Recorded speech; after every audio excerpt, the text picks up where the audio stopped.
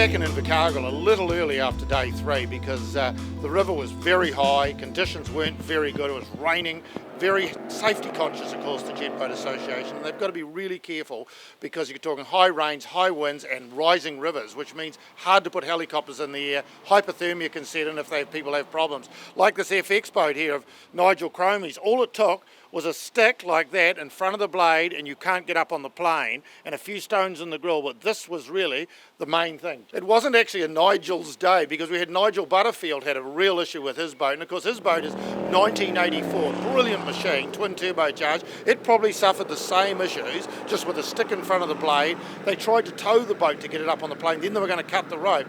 Very thoughtful of how to get a boat on the plane, but it didn't work, and Nigel, of course, got a DNF and ended up being trailered home.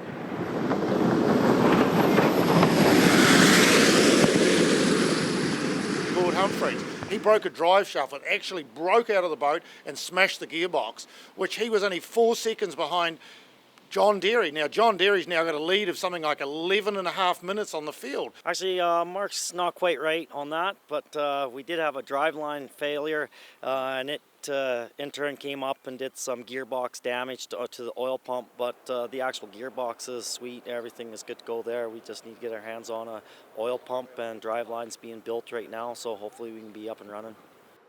This problem started yesterday with people like Spencer and Gord, because I noticed the river was just like driving on over corrugated iron. It had a terrible ripple with the wind and the current in a different direction. Wasn't big pressure waves, but that ripple goes right through the boat at 100, 120 and even up to 130 mile an hour. It's terrible on the drive line, very hard on engines, very hard on crankshafts.